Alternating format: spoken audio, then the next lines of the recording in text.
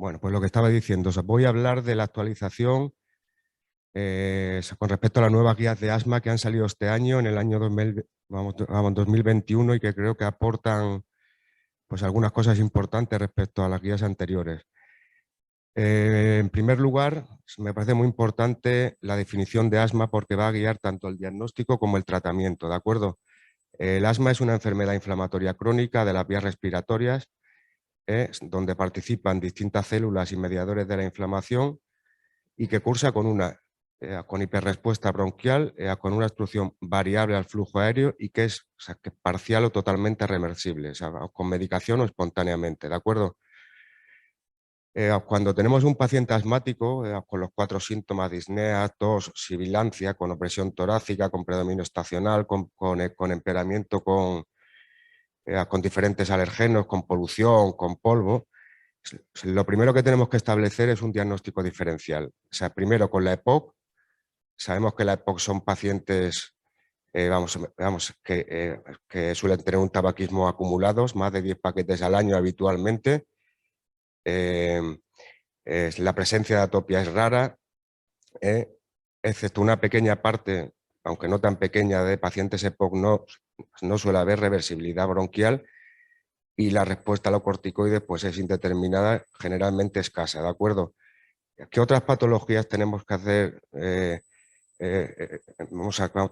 ¿Con qué otras patologías tenemos que hacer el diagnóstico diferencial? Con la obstrucción laringe inducible, con la presencia de cuerpos extraños, con las bronquiestasias, con la traqueobroncomalacia, con el tromboembolismo pulmonar o con la insuficiencia cardíaca, ¿de acuerdo? Una vez que tenemos ya hecho un diagnóstico diferencial, hemos descartado todas estas patologías que pueden cursar con síntomas parecidos al asma, o sea, que tenemos que hacer el diagnóstico. La primera prueba que hay que hacer siempre es una espirometría con test de broncodilatación. Independientemente de que el cociente FEV1 capacidad vital sea mayor del 0,7 o menor del 0,7, tenemos que ver esta respuesta broncodilatadora. Si el FEV1 sube más del 12% y 200 mililitros, o sea, pues directamente en presencia de síntomas asmáticos, o sea, tenemos el diagnóstico de asma. ¿Pero qué pasa cuando esto no pasa? Pues que tenemos que ir a otros métodos para hacer este diagnóstico que forman parte de la definición inicial que he dicho. Esto es reversibilidad. Se ve, como he dicho antes, con la prueba de broncodilatación, que está un aumento del 12% y 200 mililitros de diagnóstico, pero también se puede diagnosticar con un aumento del flujo pico mayor del 20%. Otra forma del diagnóstico de asma a través de la reversibilidad es la mejoría del FEV1 del PET tras 2 semanas de tratamiento con glucocorticoides sistémicos, que 40 miligramos día de prednisona equivalentes, o 2 a 8 semanas de glucocorticoides inhalados, a dosis muy altas, 1.500-2.000 microgramos día de propionato de fluticasona o equivalente. Importante es que hay pacientes que tienen asma y que, las pruebas de reversibilidad dan negativas, ¿de acuerdo? Otra forma para diagnosticar el asma es la amplitud del PET. Se coge al paciente, se le dice que durante 2 semanas se tome un registro por la mañana y por la tarde, y si hay una variabilidad mayor del 20% resulta diagnóstica de asma. La hiperreactividad bronquial, que se hace a través de los test de broncoprovocación, que también mediante estímulos directos, que los estímulos directos son aquellos estímulos en los que se estimula directamente el músculo lisobronquial, como la metacolina y la histamina. Esto se usa generalmente cuando lo que queremos es descartar un asma, o sea, tiene mucha sensibilidad, o sea, que está mucho valor predictivo negativo, o mediante estímulos indirectos. Son agentes que producen una inflamación del bronquio, y a través de este inflamador se produce una hiperreactividad, como el manitol o la solución salina hipertónica, que ya se usa poco. Se usa habitualmente el manitol cuando lo que queremos es realmente, o sea, tenemos un paciente con muchas posibilidades de tener asma y queremos confirmarlo. O sea, tiene una especificidad muy alta con un valor predictivo positivo también alto. Es lo que vamos, lo que genera habitualmente un poco más de controversia es la fracción exhalada de óxido nítrico, el feno. El feno mide la inflamación bronquial en el fenotipo T2, que ya explicaré después qué es lo que es, que sobre todo en el fenotipo alérgico y a veces también en el fenotipo eosinofílico. Se mide con un aparatito que le tenemos aquí en la consulta y si da valores por encima de 40, la GEMA, que es la guía española de manejo del asma, pues establece que un paciente es asmático. Es que existe otra guía, como diré ahora, que es la GINA, que es la que utiliza mucha gente, que es la Guía Mundial de Asma, en el que dice que la medición del feno, o sea, que no ha demostrado utilidad en el diagnóstico de asma, ¿de acuerdo? O sea que bueno. Y vamos a la parte importante, que es el tratamiento. Voy a utilizar fundamentalmente, como he dicho ahora, esas dos guías. O sea, que la guía GEMA 5.1 que ha salido este año en el 2021 y la GINA, que también ha salido una actualización este año, ¿de acuerdo? Como medidas generales en un paciente asmático, el abandono del tabaquismo, el control ambiental, alergenos, polución, que los ácaros, es que está la inmunoterapia por parte de alergología y la vacunación antigripal y antineumocócica. Este es el algoritmo de tratamiento que propone la GEMA, que bueno, ha permanecido en cuanto a los escalones prácticamente invariable en los últimos años. Esto propone 6 escalones. El escalón 1 es el asma intermitente, aquellos pacientes que tienen pocos síntomas, muy dilatados en el tiempo, que tienen pocos síntomas nocturnos, con un febro no normal. El escalón 2, que es el asma persistente leve. El escalón 3 y 4, que es el asma persistente moderado, y los escalones 5 y 6, que es el asma persistente grave, ¿de acuerdo? Como veis en la diapositiva, se trata de ir escalando tratamiento y subiendo dosis conforme no logramos el control sintomático del paciente. Que la GINA también utiliza estos pasos, van subiendo también la dosis hasta que llegamos al escalón 5, que es cuando un paciente tiene un asma grave, ¿de acuerdo? Como veis en las dos guías van subiendo fundamentalmente los glucocorticoides inhalados a dosis baja, dosis media y dosis altas. ¿Dónde hay más controversia? En los primeros escalones, ¿de acuerdo? Es decir, también esto es una tabla de la dosis equipotente de los glucocorticoides inhalados, que va a ser muy importante a la hora de categorizar un asma en persistente, leve, moderado, grave, ¿de acuerdo? Y vamos con el escalón 1. En el escalón 1, en este asma intermitente es donde pues hay un poquito de dudas. En la guía de la GEMA, o sea, es que recomienda en primer lugar los SABA inhalados, el salbutamolo o la terbutalina, en pacientes con síntomas diurnos ocasionales y leves, que si tienen un máximo de 2 veces al mes, sin síntomas nocturnos, que está asintomático entre los episodios, que mantiene una función pulmonar normal y sin haber tenido exacerbaciones en el año previo. Y como alternativa, el formoterol, que budesonida a demanda, o el salbutamol y la beclometasona. La GINA directamente ha eliminado pues este escalón 1, que es el asma intermitente, y lo ha introducido en el asma persistente leve. Creo que además con bastante sentido. Voy a explicar un poco. Es que la GINA, ya desde el año 2019, no solamente en esta actualización, es muy taxativa con respecto a los SABA. No recomienda el uso de salbutamol, terbutalina, el albuterol en los asmas intermitentes ni en los asmas persistentes leves. Se recomienda que todos los adultos y adolescentes deben recibir es que está glucocorticoide, es que está inhalado, o sea, tanto a demanda como fijo, ¿de acuerdo? Y da unos datos que son, la verdad, es que pues llamativos y que nos deben hacer pensar pues el uso de los corticoides inhalados a demanda, ¿de acuerdo? Mira, el 30 o 37% de los pacientes que presentaron es que bueno, una agudización asmática, o sea, tenían un asma leve previamente. El 16% de los pacientes con un asma, o sea, que de riesgo vital, o sea, tenían un asma leve, y hasta el 20% de los pacientes que murieron por el asma estaban diagnosticados, pues, o sea, previamente de, o sea, de un asma intermitente o un asma leve. Es decir, los pacientes que se ponen mal por el asma no solo presentan un asma grave, sino que muchos vienen de un asma intermitente o un asma leve. Que cambiar el tratamiento, vamos, después de 50 años de uso del Ventolin, pues es un poco complicado. Pero ya hay muchos estudios hace mucho tiempo que, aunque hablan de que el uso de los SABA es que los SABA son los broncodilatadores de acción corta, ¿de acuerdo? El Ventolin, terbutalina, el albuterol, que se sabe que el uso de los SABA durante 1 o 2 semanas está asociado con muchos efectos adversos.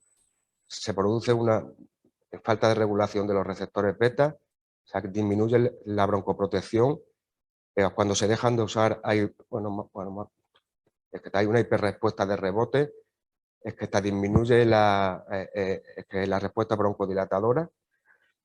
De acuerdo, ya no debe hacer pensar que ya el uso del Ventolin a demanda en los pacientes asmáticos, a pesar de que la GEMA sigue recomendándolo, vamos, de hecho en el servicio ya hace mucho tiempo que no usamos el Ventolin a demanda, ¿de acuerdo?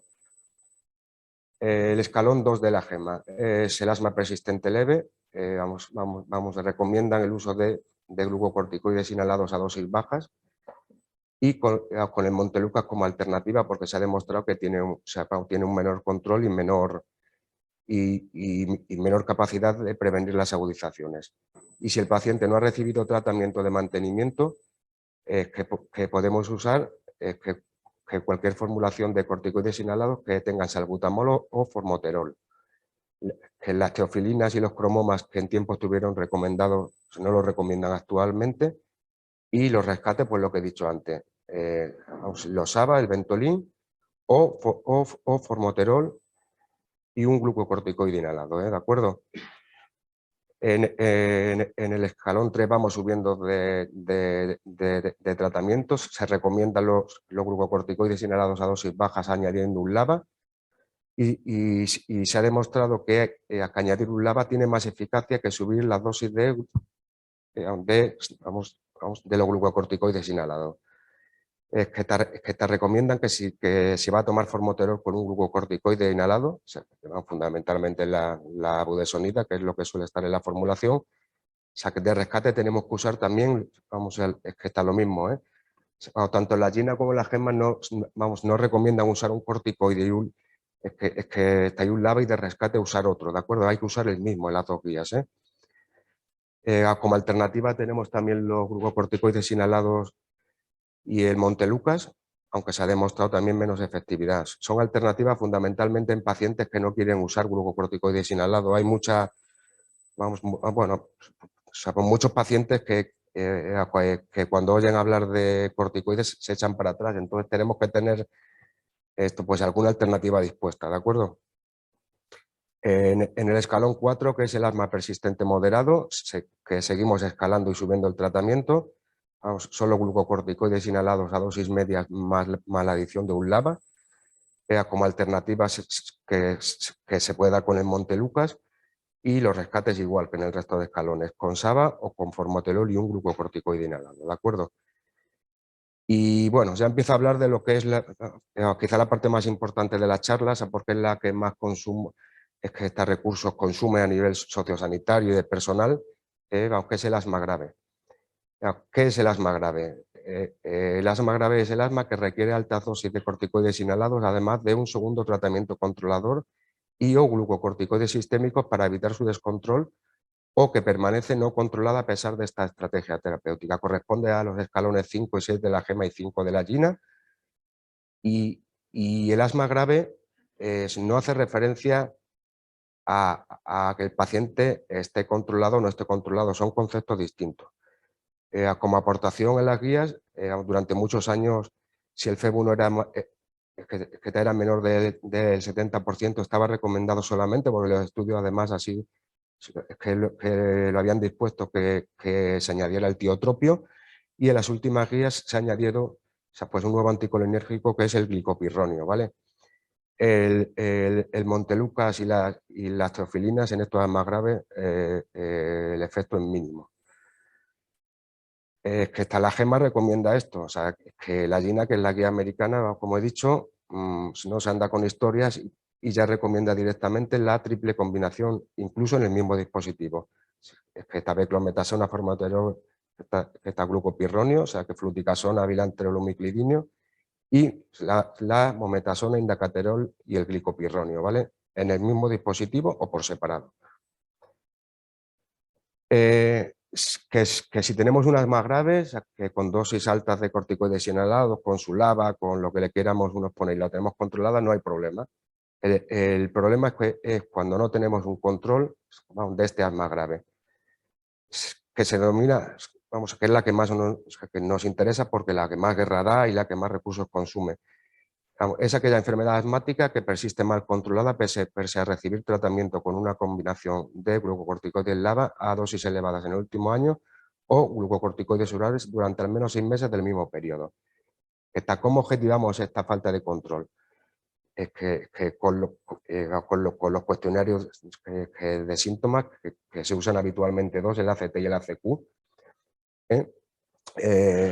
si el paciente presenta, vamos, aún dos o más exacerbaciones graves o haber recibido más de 2 ciclos de glucocorticoides orales durante más de 3 días, que si ha tenido una hospitalización que por una exacerbación grave en el año previo, o si hay una limitación crónica en el flujo aéreo, ¿de acuerdo? En este caso tenemos un asma grave no controlada. El asma grave es el 5 o 10% de todos los pacientes asmáticos y el asma grave no controlada es aproximadamente la mitad, o sea, que de estos asmas graves. Puede ser corticodependiente o con insensibilidad a los glucocorticoides en mayor o menor intensidad. Una asma grave no controlada es corticodependiente cuando precisa un tratamiento continuo para su control y es insensible a los glucocorticoides cuando tiene un FEV1 menor o igual del 75% y que no mejora tras 2 semanas de tratamiento con dosis altas de prednisona vía oral, ¿de acuerdo? O sea, que tenemos un paciente con asma grave no controlada, ¿qué es lo primero que hacemos? Es que lo primero que tenemos que hacer es confirmar el diagnóstico de asma. Los pacientes que nos llegan a la consulta, hasta un 30%, no son pacientes asmáticos, lo cual, derivados de atención primaria, o sea, que fundamentalmente. ¿Qué es lo que tenemos que hacer? Pues los mismos pasos diagnósticos que hicimos al principio, que os dije al principio, es lo que tenemos que hacer ahora. O sea, que tenemos que hacer una prueba broncodilatadora. Para ello debemos suspender la medicación, es que los ABA 6 o 8 horas antes, es que los LABA 12 o 24 horas, vamos dependiendo del tipo, y los anticolinérgicos 48 horas antes. Como he dicho también antes, es que está PET domiciliario mayor del 20% o un aumento significativo de la función pulmonar tras 4 semanas de tratamiento con glucocorticoides orales o con glucocorticoides inhalados a dosis muy altas. También podemos confirmar el diagnóstico, como he dicho anteriormente, con un test de broncoprovocación positivo, y lo que sí está claro es que se recomienda un tiempo mínimo para confirmar un diagnóstico de asma grave no controlado de 6 meses, por las implicaciones que va a tener después. No podemos hacer un diagnóstico en la primera ni en la segunda consulta. O sea, tenemos que, vamos a hacer un diagnóstico diferencial con todo lo que he dicho anteriormente, con la EPOC, con la traqueobroncomalacia, con la bronquiestasia, con la insuficiencia cardíaca, con la fibrosis quística, el paciente un poco más jóvenes, con el tromboembolismo pulmonar. Y creo importante, mira, en muchos pacientes de los que nos llegan, que están con dosis altas de corticoides inhalados, han tenido un proceso infeccioso, es que de vía baja, es que tengo una bronquitis aguda. La bronquitis aguda, pues está muy estudiada, sobre todo en Estados Unidos, porque hasta el 70% de los pacientes que tienen una bronquitis reciben tratamiento antibiótico, ¿de acuerdo?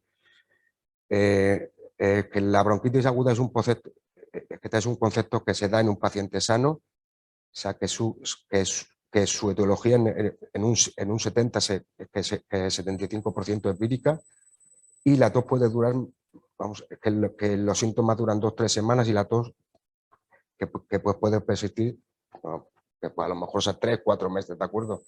Que son los pacientes que nos llegan. Y las dos únicas indicaciones para un tratamiento antibiótico en una bronquitis aguda es la gripe y la tosferina, ¿de acuerdo? No están indicados ni corticoides, ni codeína, ni AIDES, porque se ha demostrado que no hacen nada. En el paso 2, vamos, muy importante esto, o sea, tenemos que comprobar la adhesión terapéutica. El 50-80% de los asmas graves no controlados, o sea, tienen una deficiente adhesión o una mala técnica terapéutica. Este porcentaje es muy similar a lo de los asmas que no son graves. O sea, por otra parte, ¿de acuerdo? O sea, tenemos que comprobar que la adhesión terapéutica por cuestionario específico o comprobación a través de la receta electrónica, y tenemos que comprobar directamente la técnica inhalatoria, ¿de acuerdo? Fundamental, una buena educación sanitaria. Es que si no, ese 70% de pacientes que no tienen adherencia y que no lo hacen bien, vamos, no van a estar controlados. Vamos, muy importante también es valorar la presencia de comorbilidades. Hasta un 90% de los pacientes asmáticos que presentan rinosinusitis crónica, con o sin poliposis, reflujo, obesidad, apneas, ansiedad, depresión, sacamos tabaquismo y fármacos, ¿vale? Taguiecas, AINES y betabloqueantes. Y tenemos que prestar también una especial atención a los factores desencadenantes, los alergenos en los pacientes alérgicos o el tabaquismo. O sea, tenemos ya un paciente con asma grave no controlado, hemos hecho un diagnóstico diferencial, hemos tratado las comorbilidades, o sea, tiene una buena técnica de inhalación, el paciente cumple el tratamiento, ya han pasado 6 meses y ya o sea, que podemos establecer el diagnóstico de asma grave no controlado. ¿Qué es lo que tenemos que ahora? Pues ahora se recomienda que la identificación de fenotipos de asma grave.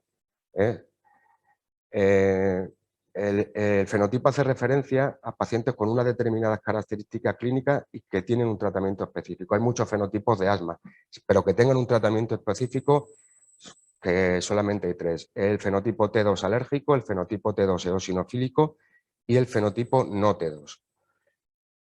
Bueno, este es un dibujo vamos, de lo que es la fisiología normal en el asma.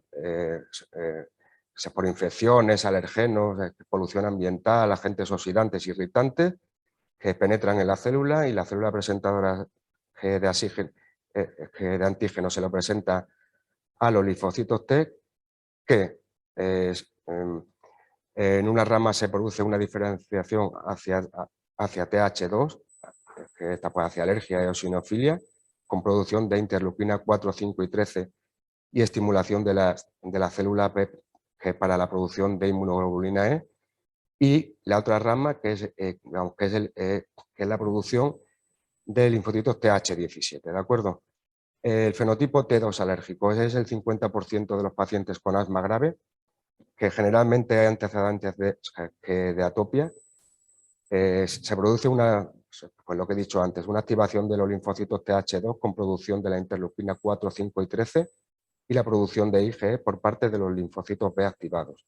Y suele haber un patrón eosinofílico o mixto, ¿de acuerdo?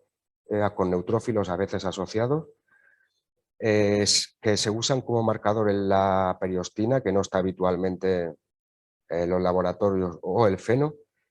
Y es muy importante que aparte aunque tengamos que demostrar que hay una sensibilización a un alergeno, esta sensibilización tiene que ser significativa, es decir, debe desencadenar síntomas tras la exposición. El fenotipo T2 eosinofílico es el 25% de los pacientes con asma grave. Se da eosinofilia en biopsias bronquiales, en esputo, en sangre periférica. Muy importante de cara al tratamiento es que a veces esta eosinofilia en los asma graves que no están controlados persiste. Vamos a tratar los glucocorticoides sistémicos. Sabemos que habitualmente la prednisona baja los eosinófilos, o sea, pero a veces esto en los asmas que no están controlados fundamentalmente no pasa. En este tipo de fenotipo es muy frecuente la rinosinusitis crónica y la poliposis nasal, aunque que hay que tratar, tiene que haber una valoración por parte de otorrino, y la enfermedad esta respiratoria está asociada por aspirina. En este fenotipo T2 eosinofílico hay pacientes corticodependientes o corticoresistentes. Y el fenotipo no T2. No es alérgico, no es eosinofílico, o sea, tiene un mal tratamiento, hay pocas células y cuando la hay predominan los neutrófilos, poca respuesta a los glucocorticoides inhalados y a los glucocorticoides sistémicos, que suele cursar con un feno bajo. Y hay que tener cuidado porque en estos pacientes los glucocorticoides orales que suprimen la eosinofilia y bajan el feno, con lo cual a veces nos puede costar pues bastante trabajo hacer un diagnóstico. Tenemos un paciente con prednisona, no vemos eosinófilos, vemos que el feno que no está elevado y lo catalogamos con este fenotipo cuando realmente de base es un asma T2, que está alérgico o eosinofílico, ¿de acuerdo? Bueno, este es el algoritmo diagnóstico, es un poco complicado, pero creo que lo más importante aquí es descartar que en estos últimos años han salido un nuevo tratamiento que son los anticuerpos monoclonales. El primero que salió fue el omalizumab en el asma alérgico que bloquea la inmunoglobulina E circulante, que está impidiendo su unión al receptor. Tiene una indicación para mayores de 6 años con asma alérgica grave y una sensibilización a alergenos con una IG entre 30 y 1500 y FeV1 reducido. Se administra cada 2 o 4 semanas dependiendo del peso y se ha demostrado que disminuye las exacerbaciones, mejora la calidad de vida y la reducción de glucocorticoides orales, menos que las otras, que están menos que las otras opciones que voy a decir ahora, ¿de acuerdo? El mepolizumab es otro anticuerpo monoclonal que bloquea directamente la interleuquina 5. Se ha demostrado que reduce las agudizaciones hasta en un 53%, que mejora los test de calidad de vida, el control de síntomas y en algunos estudios la función pulmonar, no en los estudios pivotales, ¿de acuerdo? Se ha demostrado que se pueden reducir las dosis de glucocorticoides orales, que es eficaz en la poliposis y se aplica en mayores de 6 años y en pacientes con más de 300 eosinófilos en sangre en el año previo o mayor de 150 en el momento del tratamiento. O sea, tiene una dosis fija de 100 miligramos cada 4 semanas vía subcutánea, al igual que el omalizumab, ¿eh? También se da por vía subcutánea. El reldizumab es otro anticuerpo monoclonal frente a IL-5 que tiene el hándicap de que se da por vía intravenosa.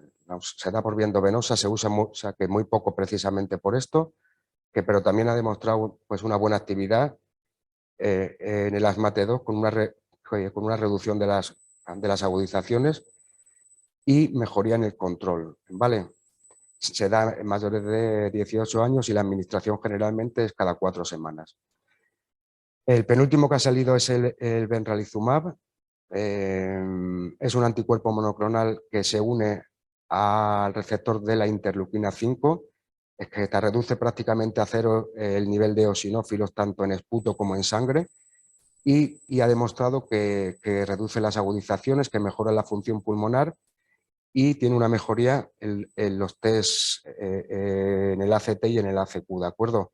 Y también ha demostrado, así, como los anteriores, que se reducen que las dosis de glucocorticoides orales y en algunos casos se eliminan también, al igual que el resto, ¿eh? El dupilumab es el último anticuerpo monoclonal, o sea que no está todavía en España. Se une al receptor de la interleuquina 4, y produce bloqueos tanto de la interleuquina 4 como de la interleuquina 13. Se ha demostrado que, al igual que el resto, que reduce las agudizaciones, que hay mejoría en la calidad de vida, del control de síntomas y de la función pulmonar y que se reduce también la dosis de glucocorticoides orales que el paciente tiene de mantenimiento, ¿de acuerdo? Si el paciente no cubre los criterios de asma grave no controlado, T2, ya se complica un poco el tratamiento y la efectividad de estos tratamientos que voy a contar es un poco más controvertida. Son estos pacientes que no responden, que no responden a los corticoides orales, que no responden a los broncodilatadores, a que no tienen eosinófilos. Es que la que recomiendan usar acitromicina a 500 miligramos 3 veces a la semana. Tiene un efecto antiinflamatorio y fundamentalmente modulador de la respuesta inmune y se ha demostrado una mejoría en la calidad de vida y la reducción de las agudizaciones. Esa termoplastia bronquial. Consiste en por medio de una broncoscopia que se aplica radiofrecuencia, producimos calor y quemamos la capa muscular lisa del bronquio, ¿de acuerdo? Se ha demostrado, es una técnica complicada que se hace en pocos centros y es el último estadio ya de cuando ya no tenemos nada que hacer con el paciente, ¿de acuerdo? No tenemos nada que aportarle. Se produce una mejoría significativa de la calidad de vida, del control de síntomas y reducción de las agudizaciones. Y lo que he dicho antes, cuando no sabemos qué hacer por un paciente, vamos a valorar este tratamiento, ¿de acuerdo? Los glucocorticoides orales ya sabemos los efectos adversos que tienen.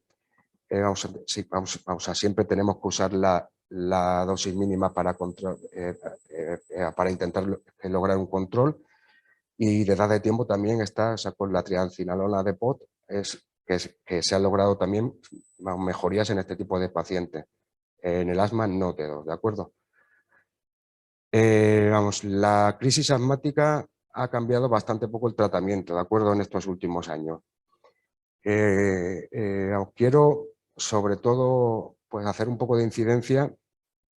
Es que tal igual que cuando tenemos un paciente que tiene una anemia, no nos fijamos solamente en la palidez que tiene, que cuando tenemos a un paciente que nos viene con una agudización asmática, o sea, tenemos que tener una prueba objetiva de esa agudización. Y esa prueba objetiva es el flujo pico, que está accesible a todo el mundo y que se puede hacer fácilmente, que es barato. ¿De acuerdo?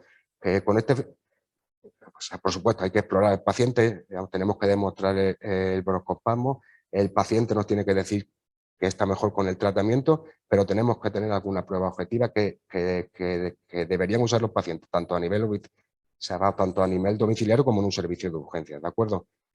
En el caso de que de una crisis leve, si el paciente está bien entrenado, se puede actuar a nivel domiciliario. El paciente tiene que conocer su enfermedad y le debemos dar un plan de acción. O sea, que tiene que usar el PICFlow en casa, ¿de acuerdo? Y el tratamiento que se usa habitualmente es el Ventolin a demanda. Según la GINA, que se puede usar, se puede usar también el formoterol con un glucocorticoide inhalado. 2-4 inhalaciones cada 20 minutos durante la primera hora, se reevalúa a las 2 horas y si tiene un PICFlow de menos del 80%, de más del 80%, perdón, aquí me he equivocado, y han desaparecido los síntomas, no requiere ningún otro tratamiento. No se deben usar anticolinérgicos y en pacientes que conocen muy bien su enfermedad se podría añadir glucocorticoides orales, ¿de acuerdo? Sus glucocorticoides orales, y hay muchos estudios que demuestran que en una agudización normal, que no sea muy grave, no hace falta pauta descendente, ¿de acuerdo? O sea, 5 o 7 días, estos máximos 50 miligramos de prednisona al día y solamente hay que valorar un descenso paulatino si se precisan más de 2 semanas de tratamiento, ¿de acuerdo? Es que esta crisis moderada grave, esto tiene que tener atención a nivel hospitalario. O sea, en primer lugar hay que dar oxígeno, para asegurar una saturación por encima del 92% en pacientes normales y el 95% en embarazadas o en cardiópatas. Si hay riesgo de hipercapnia, vamos a recordar que hay que usar el Ventimás, ¿de acuerdo? Se sabe también hace mucho tiempo que tanto los cartuchos presurizados como las nebulizaciones son igual de efectivas. O fundamental administrar la misma dosis. Si damos 4 puffs de salbutamol, son 400 miligramos. Si damos unas mascarillas, es que estas son 2,5 del Conviprazal, por ejemplo. Y esto que me parece muy importante. En todas las guías es que estas recomiendan usar la nebulización de 5 miligramos de salbutamol, ¿de acuerdo? Cuando lo damos el Conviprazal con una mascarilla normal, estamos aplicando son 2,5 miligramos, teniendo en cuenta que mucho se pierde por los lados de la mascarilla y que el sistema de nebulización, a veces hay una parte del principio activo que lo estropea también por la propia presión, pues muchas veces no estamos tratando bien esas agudizaciones asmáticas. El salbutamol que se pueden dar hasta 40 miligramos, ¿eh? O sea, hombre, tenemos que ver al paciente que no haga taquicardias, que no tenga una FA, que no se ponga mal. Pero para yugular una crisis hay que administrar SABA, que pues es una dosis alta, ¿de acuerdo? Que se ha demostrado que la adición del hipertropios disminuye los ingresos hospitalarios y mejora el PEF más rápidamente que si se da el Ventolin solo, ¿de acuerdo? Los corticoides sistémicos, como he dicho antes, hay que darlo de una forma precoz. Los corticoides no son el modo de abrir el bronquio, ¿de acuerdo? O sea, es que que tanto el urbasón como la actocortina tienen un efecto a las 6 horas, es decir, no actúan inmediatamente, ¿vale? Y como he dicho antes, es preferible siempre la vía oral a la vía endovenosa. Dado que aunque se dé por vía endovenosa no va a actuar antes, ¿eh? Y dosis máxima de 50 miligramos durante 5 o 7 días. En las guías antiguas estaban indicadas las teofilinas, aún ya no se recomiendan, y lo que sí puede estar indicado es el sulfato de magnesio, es que cuando hay una hipoxemia persistente o un PIFlow bajito, ¿de acuerdo? O sea, que produce una leve mejoría de la función pulmonar. El sulfato de magnesio se cree, porque no se conoce muy bien, pero se sabe que el efecto broncodilatador no es muy acusado. Es que lo que hace fundamentalmente es que sensibiliza los receptores, los receptores adrenérgicos para que actúe el salbutamol, ¿de acuerdo? Últimamente también se ha usado el sulfato de magnesio nebulizado, que se sabe que reduce ingresos y produce una leve mejoría de la función pulmonar, y la ventilación mecánica no invasiva, que no voy a hablar de ella, que directamente, o sea, también hay mucha controversia del uso de la ventilación en los ataques agudos de asma. Creo que la mayoría de los que saben mucho de esto lo ponen mucho en duda, ¿de acuerdo? El asma de riesgo vital, ya sabemos cuál es, si hay una parada respiratoria, cuando hay disminución del nivel de conciencia, cuando hay una hiposemia, una hipercapnia, ¿de acuerdo? Y luego, es que está una parte muy importante, creo, que es que los antibióticos en la crisis asmática. Os he puesto que pues una muestra de una revisión Cochrane, pero no hay ningún artículo que haya demostrado que los antibióticos valgan para nada, incluido la citromicina, ¿de acuerdo? No se recomienda el uso habitual de antibióticos en las agudizaciones asmáticas. De hecho, ni vienen, cuando uno lee las guías clínicas, no hay ninguna sección de antibióticos en las agudizaciones. Ponen una línea que antibióticos no ha indicado, es que ni siquiera se plantean la duda de comparar estudios a ver si alguno es efectivo, ¿de acuerdo? Y por último, pues voy a hablar, ya que estamos en esto del COVID, vamos del asma y el COVID, ¿de acuerdo? ¿Los pacientes con asma tienen aumentado el riesgo de COVID o de afectación severa? No. Eso ya se sabe por muchos estudios que no tienen peor pronóstico, ¿de acuerdo? Y bueno, aquí hay una parte importante, que se han publicado estudios últimamente, que uno de los últimos se ha publicado en Lancet, en el que se estudió a pacientes hospitalizados con mayores de 50 años que tenían COVID-19, y se vio que estos corticoides señalados, esto es un estudio puntual, esto pues habrá que demostrarlo en un futuro, ¿de acuerdo? O sea, pero se vio que los pacientes que estaban tomando los corticoides inhalados, o sea, que tenían menos mortalidad independientemente de que el paciente tuviera alguna otra condición predisponente, ¿de acuerdo? Y bueno, nada, eso era lo que quería decir.